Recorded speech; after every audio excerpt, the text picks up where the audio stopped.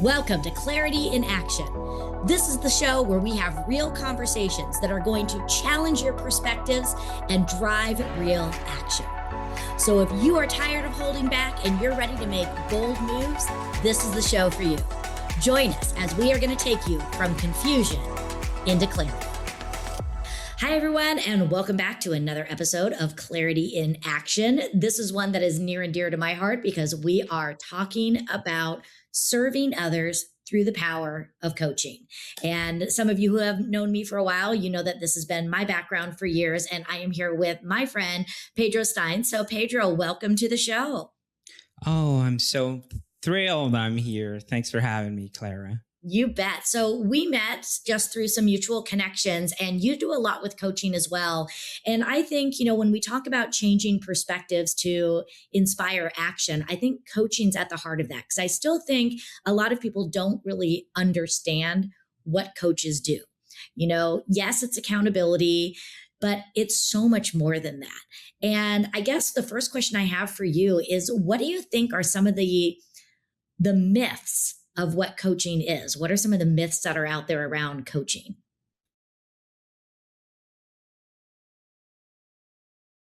I would say, and I love this quote, it's like consultants have all the answers and coaches have all the questions. I think it's about peeling off the real intention behind the thing you want to achieve, right? Mm-hmm. And I see a lot of people that they're thinking, oh, so you're going to give me an answer. I'm going to get to an X, Y, and Z objective. It's really not just about that. It's trying to understand and really peeling off the onion, and getting to the bottom of I would say it's intention at the end of the day of why are you trying to do that? Why are you trying to get that job, and not on a superficial level? It's like really getting to the root cause. So if I would say what coaches do, it's like getting to the bottom of it, digging real deep and understanding your motivation. So he or she can help you with it, to that journey. And that's what I love. It's like, it's not telling them what to do. It's helping them self-discover it by helping them connect the dots and see things almost from an outside perspective. Sometimes I think we can be a little bit more hands-on, but the idea is, again, we know, and I always bring it back to Socrates, he'd always say that the answer lies within the student. And that's kind of what I think it is for us coaches is they have the answers. We're guiding them to help them, make some of those better decisions. So I would love to hear a little bit about your journey. How did you get into coaching? Well, first of all, I love your quote, okay? And brings back me to the fact that I talked with a therapist a while ago, and she was 9 years in as a therapist, and she moved to coaching. And the reason she did that, and I think that addresses the situation you just quoted, it's like she was tired of not having her hands dirty. So yes, it's about the right question, but it's also helping them sometimes with tools, sometimes with a system or a way to overcome a challenge. So I think that's key also. It's not just about talking about the problems, but helping them through the journey to guide them in solving that. Okay. So it's not so passive, I would say it. Now, how did I start in my journey? So I'm actually from Brazil. And I was high ticket sales closer for a landscape business coach. That was for around almost 3 years. I was doing that. And I was approached by a neighbor when I was taking the trash out, the husband's duties. That's one of mine. And I was doing that and was sending an audio clip, for my former employer. And this guy who was like, hey, man, you can speak English very well. I work on IT and I would love, to land the job up, outside, land a job internationally in the US based company, whatever. And I'm like, so why don't you do that? And he's like, well, I keep booking those appointments for the interviews, but I'm afraid of taking them. And then I let's talk about that, right? Let's try to understand the real obstacle in front of you. So moving forward, I ended up landing him as a client. So what I currently do now in the coaching space is that I help Brazilians, specifically on the tech side, to land jobs internationally. Since this is my third because I am a full-time employee on a business, which we met, right? The Purple Circle business, which is a community for career coaches and other types of coaches. So right now I'm in my dojo, right? Learning a lot from people just like Clara.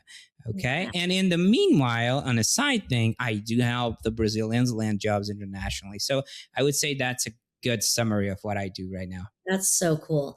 So, you talk about these ideas of objections and obstacles that are in front of us. And I think as coaches, that's what we help people do. It's not so much that we remove them, just sometimes we help them see things from a different perspective.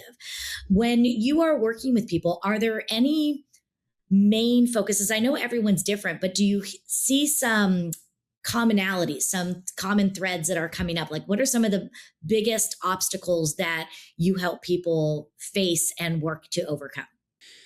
Interesting you mentioned, because that first client, he taught me so much, right? I was prepping to help him with a mock interview, with different processes. And I think that was the first call. And that taught me so much. And the reason why it taught me so much is because I was like, talk about a cover letter, right? Which is commonality in the US market, not so much in Brazil. Okay, we don't do that. So I'm like, okay, so here's the cover letter, Bill or John, whatever. And I'm like, here's a cover letter. There's the first paragraph. You're going to add something here that it's like personal, not too long, but something interesting about you. Mm-hmm. And he stops me and say, you know what, Pedro?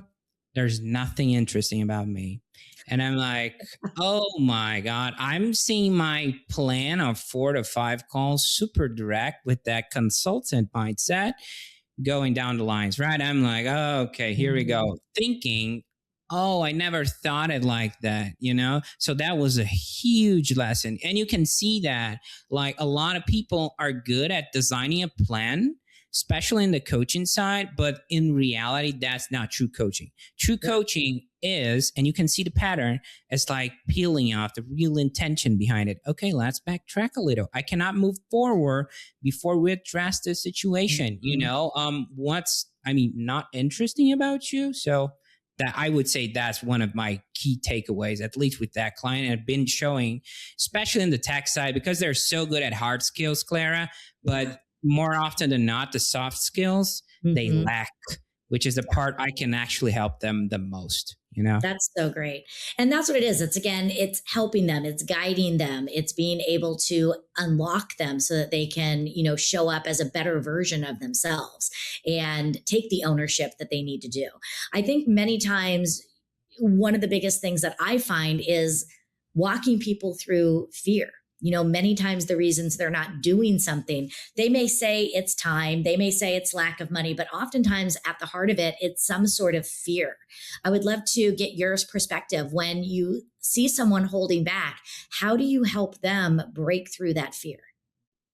My perspective, I'm going to get back to my wife, actually, because I think the spouse can be a great coach, because at the end of the day, we're talking about cutting through noise. And whenever we're inside the eye of the hurricane, let's call it like that, the noise, it's so hard to see things through, right? So like the coach is a master at doing that because he's not emotionally attached to it. Right. Okay. So whenever I'm telling some bullshit to myself, like, wife, I'm not doing X, Y, and Z because of this obstacle that actually it's just some bullshit. And down the line, she's like, oh, but have you tried X or have you tried Z, or is it really like that? So I think not being emotionally attached is a superpower, and not just for coaches, but you need to have both people that are involved with an open mindset. So the reason I say this is like from personal experience, and we do this all the time, right? Oh, I'm not going to hit the gym tomorrow. I'm not going to do this because this will happen. And eventually it's just a myth. It's in reality, it's not that big of a deal. You're just creating a fanfic on your own perspective through something that's actually not real. Like a job description. I'll give you a practical example. It's like, I'm not good enough to apply to that job, And reality, businesses all over the world, they're like not considering necessarily the job description as the benchmark. Of course, it's somewhat of a benchmark, but if you see it like a funnel, they might need someone yesterday and they're just getting the first best candidate they can, you know? Mhm. Instead of you placing yourself out of a qualification process, let them do the work, you know? Yeah. Absolutely. And just helping them again build up their vision of what they do bring to the table so they can start to see the value that they have. You hit on this idea of with a spouse and how, they'll call you out on it. I think a good coach, I would love to get your thoughts on this. I think a good coach, does that.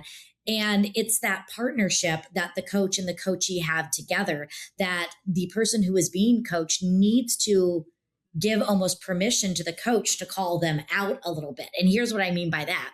I was working with someone, and I'm an idea girl. I get big ideas all the time. And of course, I think they're fantastic. And I was sitting down rolling through my ideas, and she said, you do have some great ideas, but in all honesty, I'm getting sick of hearing of them. Are you actually going to do anything with them? And, it took me back for a moment. And a lot of people say, wow, that was so harsh. And I'm like, she was coming from love because she knew I could do more than what I was doing. She knew I was getting in my own way. So, talk a little bit about the role of the coach in being able to come from a place of love and, call people out, and how we can do that in a way that is not detrimental, but is more abundant, and helping them see the abundance in front of them. I would say two things are key, right? First, the onboarding session. Let's say you landed that client and you're in the midst of it. You're landing that client. Let's put it that way. So you need to level the playing field of expectations, of what's expected from them and what's expected from you. I think that's key. First of all, the second part, and I think it's even more important, is vulnerability, right? The reason you can level with your spouse is because you're both vulnerable. You're both trying to create something, build something, a life together, So if you're like distancing yourself from your clients, if you're telling them too much instead of asking more, if you're not exposing yourself in the journey just like them, it's not gonna end up well, because they're gonna see some distance between in the relationship. And also a third aspect, it's just time. Sometimes relationships, they take time to nurture, My wife, I'm married 10 years in. It's different from a 1-year marriage.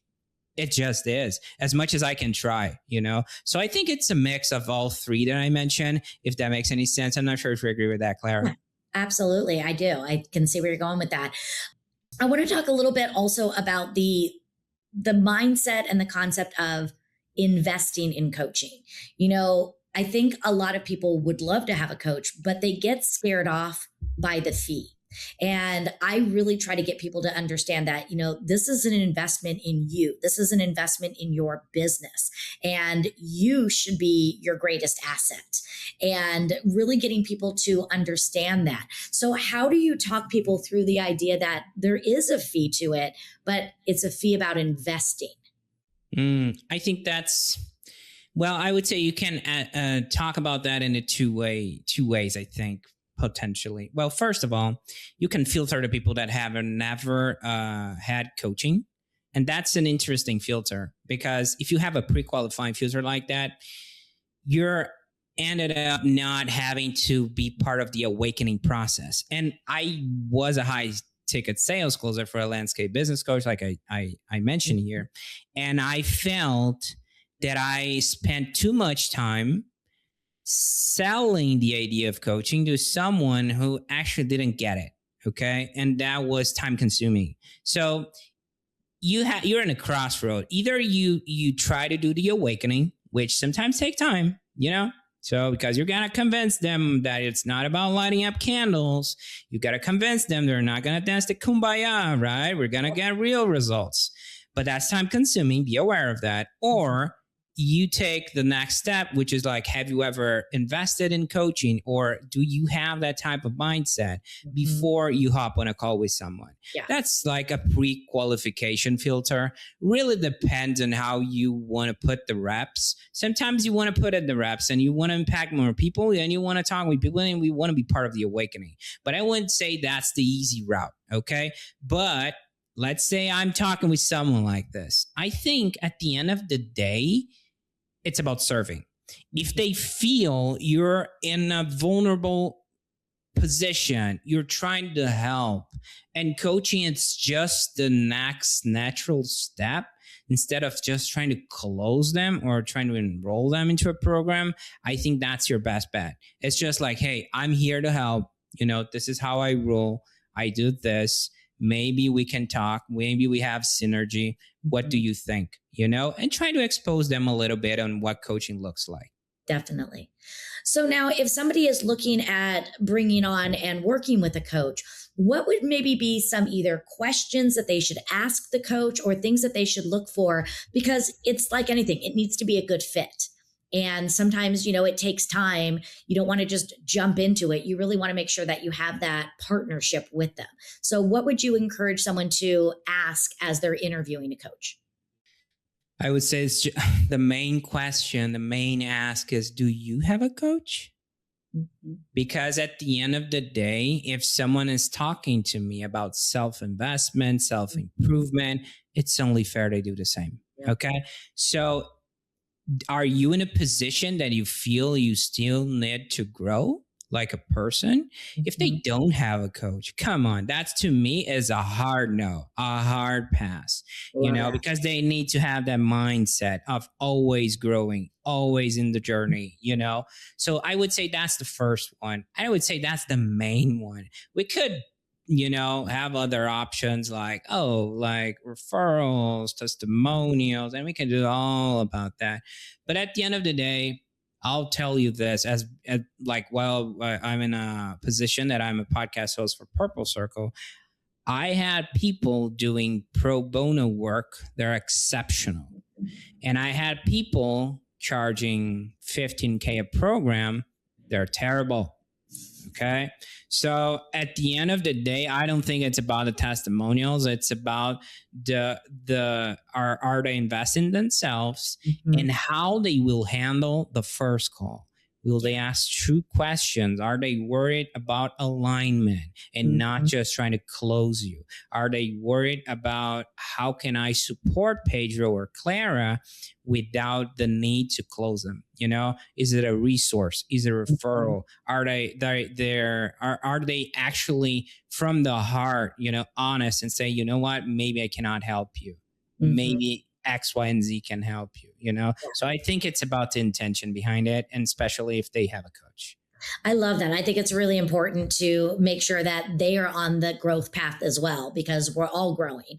And I think it talks a lot of integrity. And I think some people would be hesitant to say, oh, no, I have a coach, because it might show that they're inferior. But again, there's different levels to everything. And when I look at people who I consider to be at the top of their game, like a Tony Robbins, a Mel Robbins, they're still looking to other people to help them too. And they still have coaches. And, that's really what we want to do. And it's just so powerful.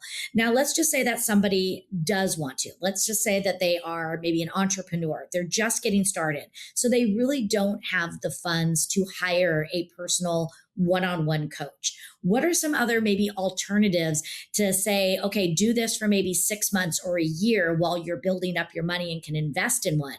What are some other easy alternatives and a starting point for someone who just doesn't have the funds to invest right now? I think there are a lot of coaches that they follow a three-way module. Okay. And I would suggest them to take a look. The first one is do it by yourself. Okay. And usually that's free. So if you connect with a lot of coaches out there, they will provide you with the resources, at least to get you in a jump start. Okay. That's the first one. And I think there are a lot of people out there, if you connect with the right ones, they will help for free to a certain degree, right? After that, there is a do it with you. then there is a fee involved because they're going to try to put you using those resources down the line, but you will consume their time.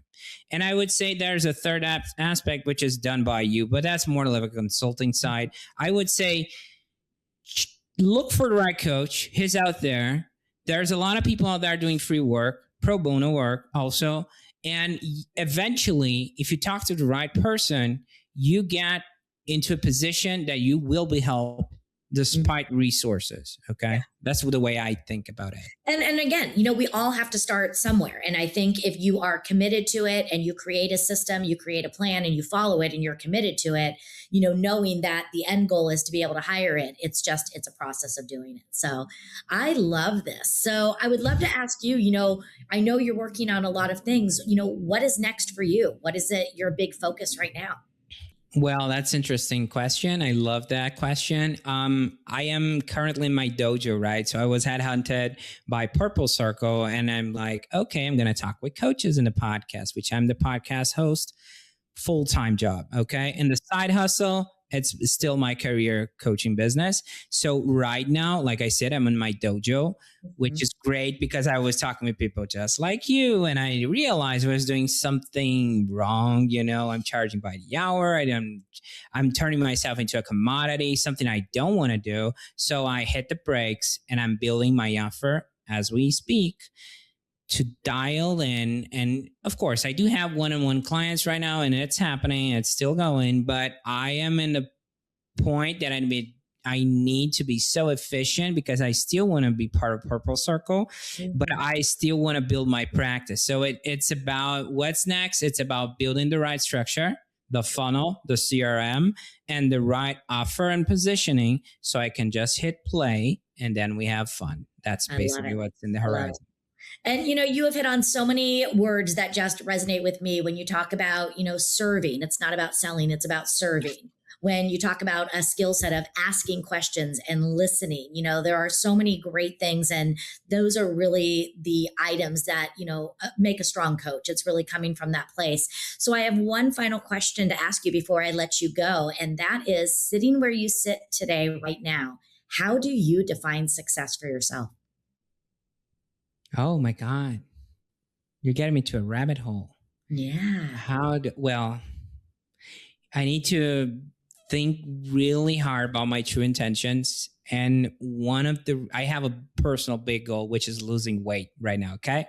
That's one big personal goal, but I need to understand why. So the why I want to lose weight is because I'm getting to my 40s. Okay. I have 2 boys, 3 and 7.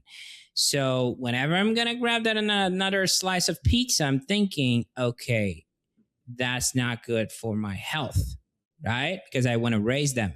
So I stop myself. And this has to be on all layers, business, personal life, because we're a whole person. That's a myth that we can separate those. So it's the whole person. So losing weight brings back to my intention of raising my boys the best way I can, which is obviously a balancing opportunities for them. So I would say ideal place is exactly where I am right now. That's what success looks like. I am on my sweet spot. I'm going to say it right out loud because I'm in my dojo. I am having time to spend with my boys and I'm on track for my goals. Beautiful. Okay. So good to hear. Well, Pedro, thank you so much for spending time with us today. I really love your thoughts. I know you're building a strong practice and just wish you continued success in everything you're doing. Oh, I appreciate you having me here. It's been a pleasure.